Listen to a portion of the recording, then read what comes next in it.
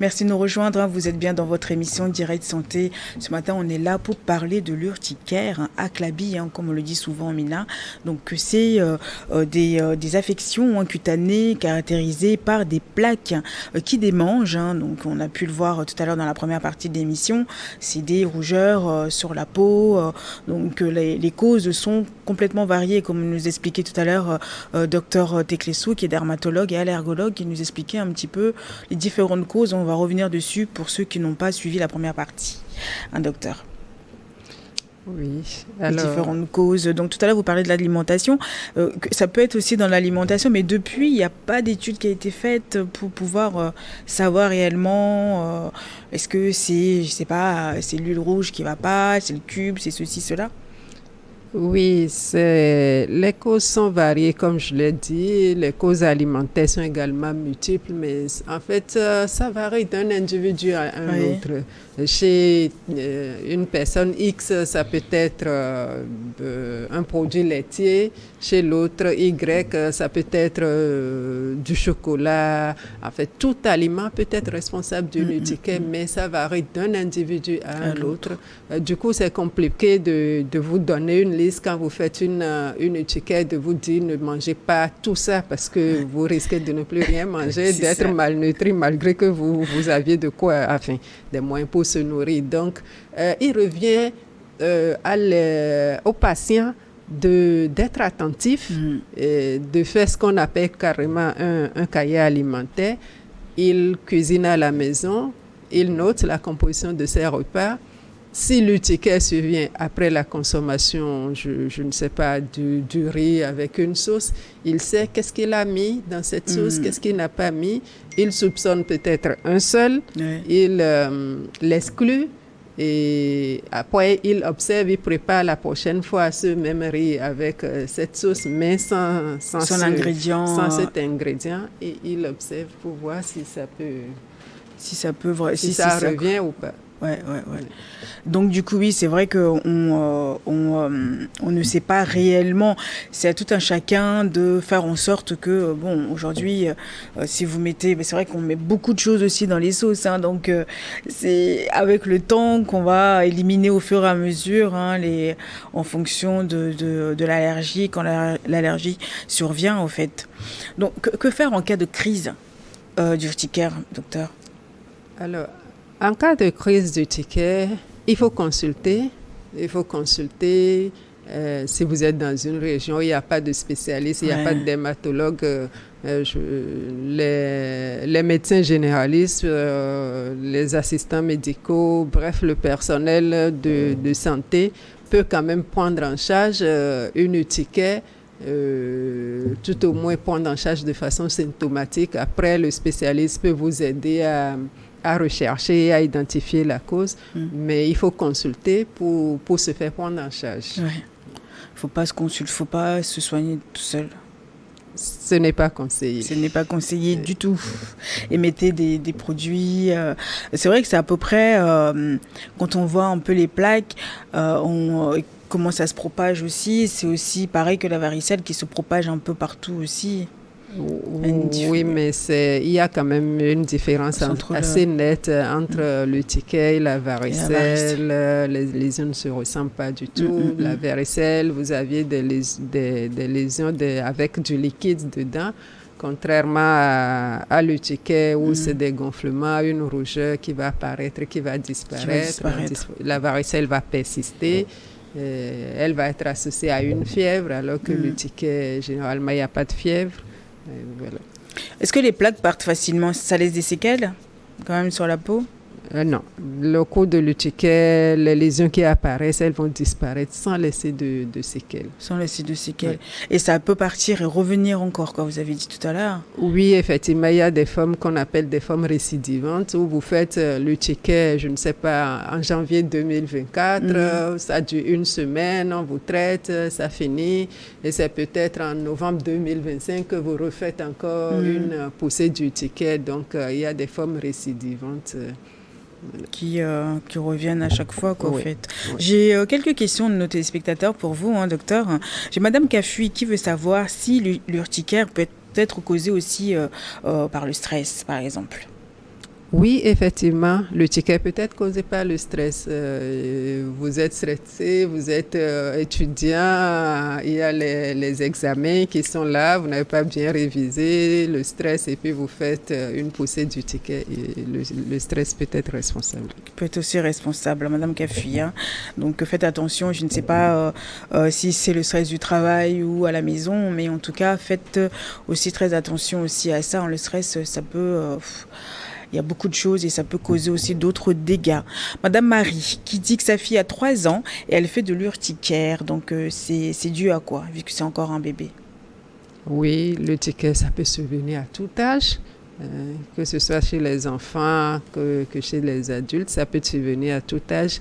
Je suis malheureusement désolée de ne pas pouvoir lui donner une cause exacte de l'urticaire de sa fille. Parce que, comme je l'ai dit, les causes sont multiples, variées et ça varie d'un individu à un autre.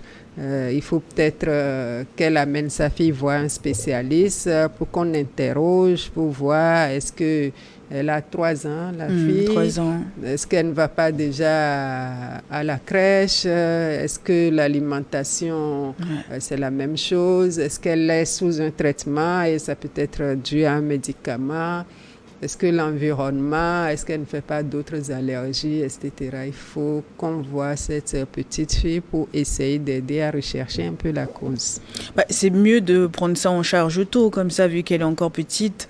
Comme ça, au moins, comme vous avez dit tout à l'heure, avec les cahiers alimentaires, pour pouvoir aussi savoir dès maintenant, quoi, éliminer au fur et à mesure les choses.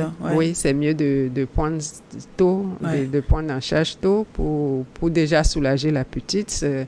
J'espère qu'elle a consulté, qu'elle a quand même un traitement pour soulager le grattage, parce qu'à cet âge-là, gratter, c'est horrible. Voilà, donc, et commencer à rechercher la cause, et à cet âge, ça peut être encore un peu plus facile. Ouais. Et une dernière question de Monsieur Stéphane, qui dit qu'il a une transfusion sanguine et depuis, il a commencé à avoir l'urticaire, et est-ce que c'est possible aussi? Alors, la transfusion sanguine n'est pas décrite comme une cause du ticket. C'est peut-être une coïncidence que son urticaire apparaisse au moment où on a transfusé. Mais là, il faut savoir, on a transfusé pourquoi? Est-ce qu'il n'y avait pas une autre affection qui était responsable de cette transfusion et qui peut être aussi responsable de l'urticaire, comme je l'ai dit, des causes infectieuses, etc., qui peuvent être responsables des maladies qu'on appelle auto-immunes, où le système immunitaire de l'individu se met à autodétruire son organisme. Donc, c'est tellement multiple et varié les causes que la transfusion en elle-même n'est pas responsable, mais il faut chercher quand même une cause. Une cause derrière, quoi. Ok.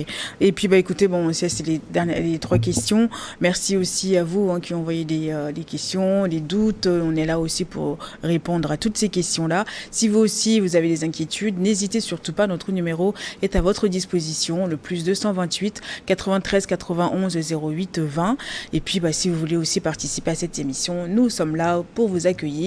Et vous voulez revoir les émissions, n'hésitez surtout pas, allez sur notre compte, le compte YouTube de New York TV, allez dans la playlist et choisissez bien évidemment Direct Santé et vous allez voir l'intégralité de nos émissions dessus. Donc allez-y voir. On a aussi notre réseau TikTok qui aussi est à votre disposition, donc n'hésitez surtout pas. Docteur, vous avez dit tout à l'heure que ça ne se propage pas, donc c'est que c'est pas contagieux. On est d'accord, rassurez-nous. Une personne qui développe d'urticaire, il ne faut pas en avoir peur. L'urticaire n'est pas contagieuse, même si plusieurs membres de la famille peuvent faire l'urticaire en même temps. Chacun fait son urticaire. Ce n'est pas contagieux, ce n'est pas en touchant une personne qui fait de l'urticaire que vous allez faire également de l'urticaire. Voilà. Et comment on traite, vous avez dit tout à l'heure, il faut venir à l'hôpital, mais comment ça se passe? Alors, ça dépend de la forme d'urticaire que vous faites. Quand c'est une urticaire superficielle qui atteint uniquement la peau, généralement avec des médicaments qui sont assez très bien tolérée, avec presque pas d'effet secondaire, qui peut être prise même pendant plusieurs mois, voire plusieurs semaines, plusieurs mois. Donc, c'est des médicaments qu'on vous prescrit, vous le prenez. Généralement, on commence avec un comprimé par jour. Si vous n'êtes pas assez soulagé, on peut multiplier la dose par 2 ou par 3 en fonction de la réponse obtenue. Et dans des formes profondes, comme l'atteinte des lèvres, de la langue, tout ça, ça peut nécessiter des injections. D'accord, des injections pour soulager rapidement. Si vous aviez une urticaire au visage avec des difficultés respiratoires, ça constitue une urgence. Il faut soulager rapidement avec des injections et puis après continuer avec des comprimés, des traitements en comprimés, tout en recherchant encore une fois la cause pour éviter les récidives. Bon, donc du coup, côté prévention, c'est à tout un chacun de faire attention à son assiette, son environnement et tout ce qui va avec. Exactement. Les médicaments qu'il a l'habitude de prendre, ça passe souvent inaperçu. Les médicaments, la plupart du temps, quand on a une étiquette, tout de suite, on commence par penser aux aliments. Je mange quelque chose qui ne va pas, tout ça, alors que c'est peut-être un médicament que vous prenez et vous ne vous rendez même pas compte. Donc, c'est tout. Il faut regarder tout. Il faut regarder, très, très, très attentif. Ça, c'est important aussi. Savoir écouter son corps et dès que ça ne va pas, se dire que bon, écoutez, il y a un problème et le problème c'est quoi? Donc c'est à nous d'abord de faire attention avant de pouvoir aller consulter et puis bon, et pouvoir aussi expliquer, comme vous l'avez dit tout à l'heure, quand est-ce que ça a commencé. Et ça aussi, il faut noter. Il faut noter quand même si c'est arrivé rapidement une fois, il faut quand même savoir que c'est arrivé telle période pour pouvoir aussi situer les spécialistes, quoi. Exactement. Il faut donner toutes les précisions possibles pour aider le spécialiste à vous aider en retour à retrouver la cause. Répondez aux questions du spécialiste avec précision, d'accord, avec précision. Ça a commencé à tel moment. Est-ce que j'avais pris un médicament? Est-ce que j'avais changé d'habitude, l'environnement, tout ça? Donc, il faut répondre. C'est en répondant bien aux questions que le spécialiste peut vous aider à soupçonner et à identifier par la suite la cause. Un petit mot de fin? Alors, le ticket, comme on l'a dit depuis le début, c'est quand même assez fréquent. 20% de la population générale, au moins une fois, c'est quand même assez fréquent. Il faut faire attention à tout ce qui peut déclencher le ticket. Quand vous avez une ticket, il faut aller consulter un personnel de santé pour avoir une prise en charge adéquate, un spécialiste pour vous aider à identifier la cause. Tout en faisant attention à la qualité de vie que ça peut quand même altérer. Merci beaucoup, docteur. Je rappelle que vous êtes dermatologue et allergologue. Donc, merci d'être venu pour nous expliquer un peu qu'est-ce que c'est que l'urticaire, qu'est-ce que c'est que Aclabie. Donc, j'espère que vous étiez attentif à tout ça et que c'est quand ça vous arrive, vous saurez quoi faire à l'avenir.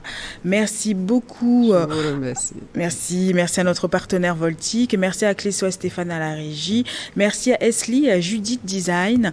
Écoutez, grand merci à vous tous qui nous suivez tous les jours d'un peu partout, tous les jours dans cette émission Direct Santé. On se retrouve demain.